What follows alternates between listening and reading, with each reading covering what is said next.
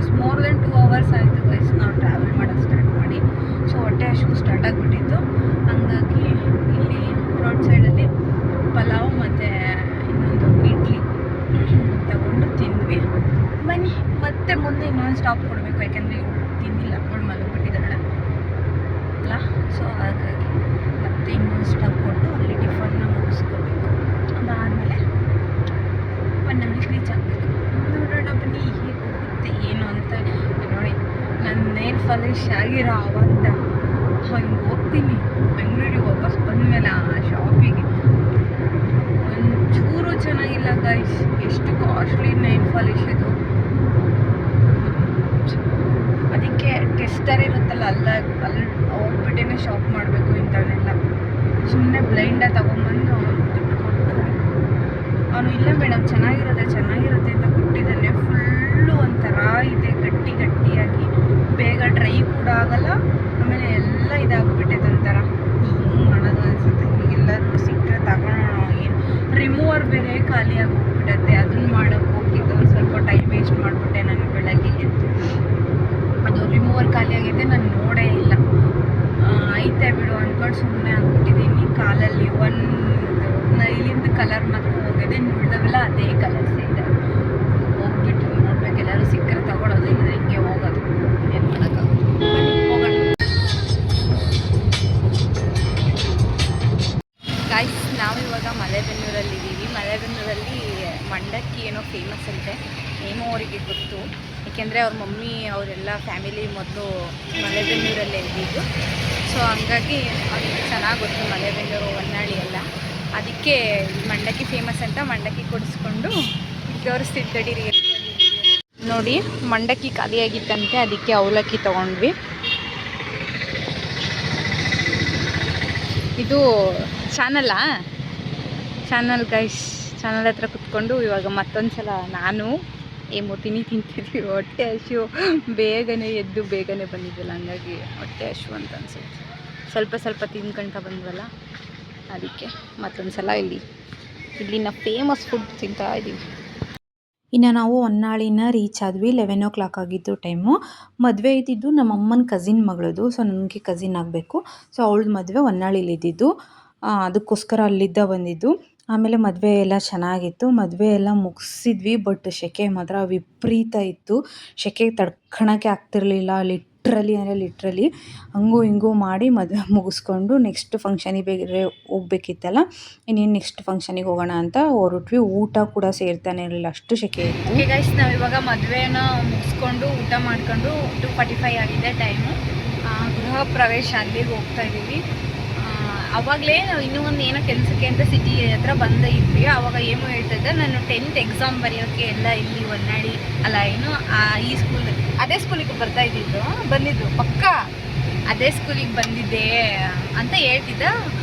ಇರೋ ವಿಡಿಯೋ ಮಾಡ್ತೀನಿ ಹೆಂಗಾದ್ರೆ ಅದಕ್ಕೆ ಇರು, ಆಮೇಲೆ ಇನ್ನೊಂದ್ಸಲ ಬರ್ಬೇಕಾರೆ ಇವಾಗ ಬರ್ತಾ ರೂಟ್ ನೋಡೋ ಇದರಲ್ಲಿ ಮರ್ತೇ ಬಿಟ್ವಿ ಗಾಯ್ಸ್.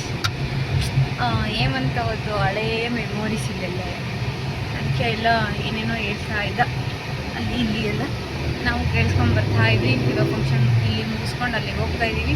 1 hour ಬೇಕು, ಅಲ್ಲ ಹಾಫ್ ಆನ್ ಅವರಲ್ಲಿ ರೀಚ್ ಆಗ್ತೀವಿ. ಬನ್ನಿ ಹೋಗೋಣ.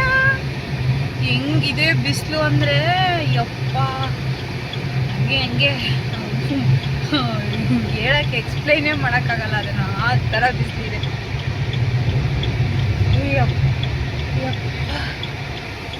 ಈ ಊರು ಶಿವಮೊಗ್ಗದ ಹತ್ರ ಅಗ್ರದಳ್ಳಿ ಅಂತ, ನಮ್ಮ ಅಮ್ಮನ ಅಣ್ಣನ ಮಗಳ ಮನೆ. ಸೊ ಅವ್ರದ್ದು ಅವತ್ತೇ ಗೃಹ ಪ್ರವೇಶ ಇತ್ತು. ಅಲ್ಲಿಗೂ ಕೂಡ ಆನ್ ದ ವೇ ಹಂಗೆ ವಿಸಿಟ್ ಮಾಡಿಕೊಂಡು ಹೋದ್ವಿ. ಮನೆಯಲ್ಲಿ ಸತ್ಯನಾರಾಯಣ ಪೂಜೆ ಎಲ್ಲ ಮಾಡಿಸಿದ್ರು, ತುಂಬ ಚೆನ್ನಾಗಿತ್ತು. ಮನೆಯೂ ಮಾತ್ರ ಸಖತ್ತಾಗಿದೆ guys. Full teak wood furniture ಮಾಡಿಸಿದ್ದಾರೆ, ಸೂಪರ್ ಆಗಿದೆ ಗೈಸ್ ಮನೆ ಮಾತ್ರ.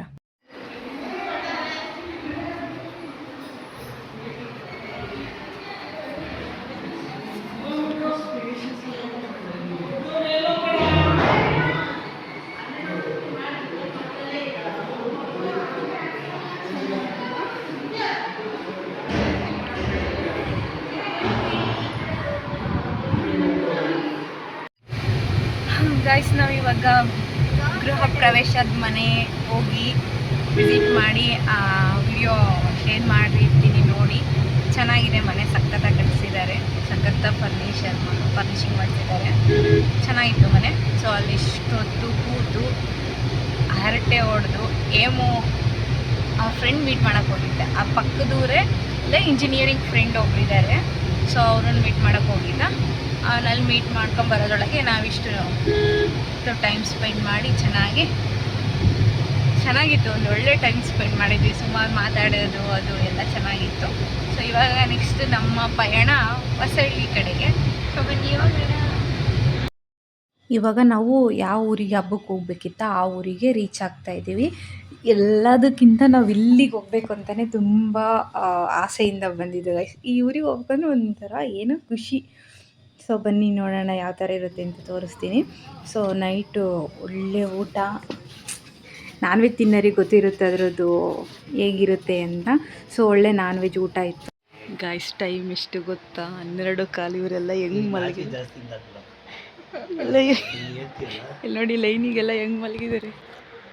ಟೈಮ್ ಎಷ್ಟು ಹೇಳು? 12:15. ಟೈಮ್ ಎಲ್ಲ ಎತ್ತಕ್ಕಿಲ್ಲ ನೋಡಿ. ಇವ್ನು ಮಲಗಿದೇನೋ ಎದ್ದು ಬಂದು ಮತ್ತೀಗ ಮಲ್ಗಕ್ಕೆ ಟ್ರೈ ಮಾಡ್ತದೆ.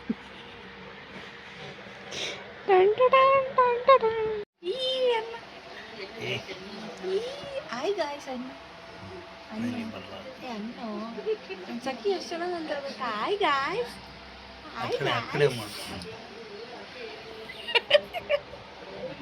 ಏಕೆ ಬರೀ ಡೌ ಮಾಡ್ತಾಳೆ ಗಾಯ್ಸ್. ತಡೀರಿ.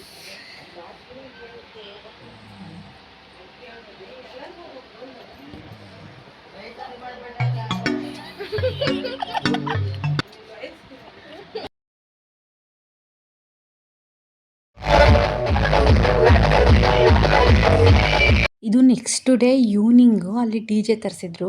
ಫುಲ್ಲು ಊರು ಅಂದರೆ ಅದು ಚಿಕ್ಕ ಊರು ಗೈಸ್, ತುಂಬ ಚಿಕ್ಕ ಊರು. ಎಣಿಸಿದರೆ ಒಂದು 100 ಮನೆ ಇರ್ಬೋದೇನೋ ಮೋಸ್ಟ್ ಪ್ರಾಬಬ್ಲಿ, ಗೊತ್ತಿಲ್ಲ ನನಗೆ.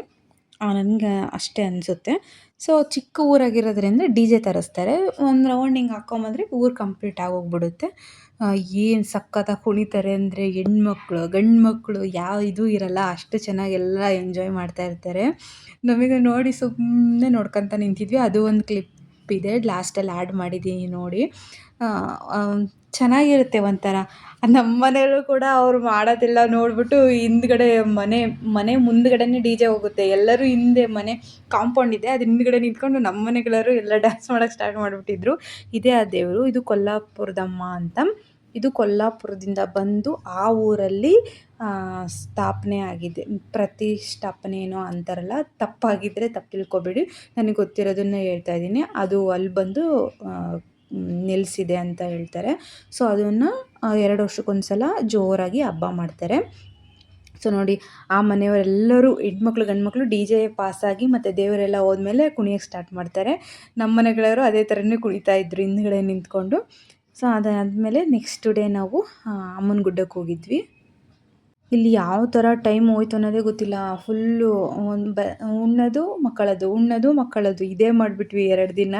ಸೊ ನೆಕ್ಸ್ಟ್ ಡೇ ಎದ್ಬಿಟ್ಟು ಬೇಗ ಎಲ್ಲ ಫ್ರೆಶ್ ಅಪ್ ಆಗಿ ಅಮ್ಮನ ಗುಡ್ಡಕ್ಕೆ ಹೋಗಬೇಕು ಅಂತ ಎಲ್ಲರೂ ಹೋದ್ವಿ 2 ಕಾರು ತಗೊಂಡು.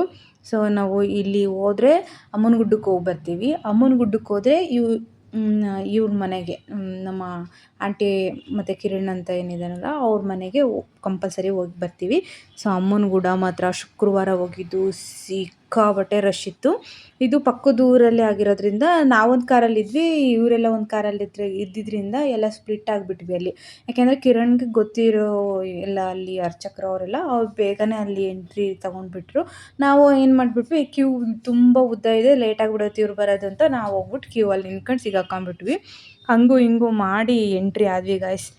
ಅಂದರೆ ಇಲ್ಲಿ ಫ್ರೈಡೇ ಮತ್ತು ಟ್ಯೂಸ್ಡೇ ಮಾತ್ರ ಈ ಥರ ರಶ್ ಇರುತ್ತೆ. ಇನ್ನು ನಾರ್ಮಲ್ ಡೇಸಲ್ಲಿ ಆರಾಮಾಗಿರುತ್ತೆ. ಆಮೇಲೆ ಅಲ್ಲಿಂದ ನೆಕ್ಸ್ಟು ಮತ್ತು ನಾವು ಯಾವುದು ಕೊಲ್ಲಾಪುರದಮ್ಮ ದೇವರಿಗೆ ಹಬ್ಬ ಮಾಡ್ತಾರಲ್ಲ ಆ ದೇವ್ರಿಗೂ ಕೂಡ ನಾವು ಪೂಜೆ ಮಾಡಿಸಿರ್ಲಿಲ್ಲ. ಅಲ್ಲಿಗೂ ಹೋಗ್ಬಿಟ್ಟು ಆ ದೇವರಿಗೂ ಪೂಜೆ ಮಾಡಿಸಿ. ಪೂಜೆ ಅಂದರೆ ಅಲ್ಲಿ ನಮ್ಮ ತಾತನೇ ಪೂಜೆ ಮಾಡೋದು. ನಮ್ಮ ತಾತನಿಗೆ ಅವರು ತಮ್ಮ ಆಗ್ತಾರೆ. ಸೊ ಅವರೇ ಪೂಜೆ ಮಾಡೋದು ಆ ದೇವ್ರನ್ನ. ತುಂಬಾ ಪವರ್ಫುಲ್ ದೇವರು ಗೈಸ್. ಎಷ್ಟು ಜನ ಹೆಂಗೆ ನಡ್ಕೊತಾರೆ ದೇವರಿಗೆ ಅಂತ ಗೊತ್ತಿಲ್ಲ. ಚೆನ್ನಾಗಿ ಇದು ಇದೆ, ಪವರ್ಫುಲ್ಲಾಗಿದೆ. ಸೊ ಅಲ್ಲಿಯೂ ಕೂಡ ಹೋಗ್ಬಿಟ್ಟು ಇದು ಪೂಜೆ ಮಾಡಿಸ್ಬೇಕಿತ್ತು. ಪೂಜೆ ಎಲ್ಲ ಮುಗಿಸಿ ನೆಕ್ಸ್ಟ್ ನಾವು ಮತ್ತೆ ರಿಟರ್ನ್ ಮನೆಗೆ ಬಂದ್ವಿ. ಮಧ್ಯಾಹ್ನ ಆಗಿತ್ತು. ಸೊ ಒಂದು 2 ಏನೋ ಆಗಿತ್ತು ಅನಿಸುತ್ತೆ. 2:30 ಆಯಿತು. ಮತ್ತೆ ಮನೆಗೆ ಬಂದು ಊಟ ಎಲ್ಲ ಮುಗಿಸ್ಕೊಂಡು ರಿಟರ್ನ್ ನಾವು ಊರಿಗೆ ಹೊರಟ್ವಿ. ಊರಿಗೆ ನಾವು ಇನ್ನೂ ಒಂದು ಸ್ವಲ್ಪ ಮೇ ಬಿ ಇರ್ತಿದ್ವಿ, ಸಾಯಂಕಾಲ ಹೊರಡ್ತಿದ್ವಿ. ಬಟ್ ನಮ್ಮ ಅತ್ತೆಯರಿಬ್ಬರು ಬಂದಿದ್ದರು. ಸೊ ಅವರು ಒಬ್ಬರು ಅತ್ತೆದು ಹೆಂಗೋ ಅಲ್ಲೇ ನಿಯರ್ ಬೈ ಊರು, ಬಟ್ ಇನ್ನೊಬ್ಬರು ತುಂಬ ದೂರ ಹೋಗಬೇಕಿತ್ತು. ಸೊ ಹಾಗಾಗಿ ಅವ್ರನ್ನ ಡ್ರಾಪ್ ಮಾಡಬೇಕಿತ್ತು. ಇವರು ಒಬ್ಬರು ಅತ್ತೆ, ಇವರು ಹತ್ರ ಇದ್ದಾರೆ. ಆದರೆ ಇನ್ನೊಬ್ಬರು ಅತ್ತೆ ತುಂಬ ದೂರ ಹೋಗಬೇಕಿತ್ತು, ಅವ್ರು ಹೊಸದುರ್ಗ ಹತ್ರ. ಸೊ ಹಂಗಾಗಿ ನಾವು ಬೇಗ ಊಟ ಮುಗಿಸ್ಕೊಂಡು ಹೊರಟ್ವಿ. ಅವ್ರನ್ನ ಹೊಳಲ್ಕೆರೆಗೆ ಡ್ರಾಪ್ ಮಾಡಬೇಕಾಗಿತ್ತು. ಹಾಗಾಗಿ ಮುಂದೆ ನಮ್ಮಮ್ಮ ಅವ್ರ ಕಾರು, ಹಿಂದ್ಗಡೆ ನಮ್ಮ ಕಾರಲ್ಲಿ ನಾವು ಹೊರಟ್ವಿ. ಗೈಸ್, ಐ ಹೋಪ್ ಈ ವ್ಲಾಗ್ ಇಷ್ಟ ಆಗಿದೆ ಅಂತ ಅಂದ್ಕೊತೀನಿ. ಇಷ್ಟ ಆಗಿದ್ರೆ ಲೈಕ್ ಮಾಡೋದನ್ನ ಮರಿಬೇಡಿ. ಸಿಗ್ತೀನಿ ಮುಂದಿನ ವ್ಲಾಗಲ್ಲಿ. Take care.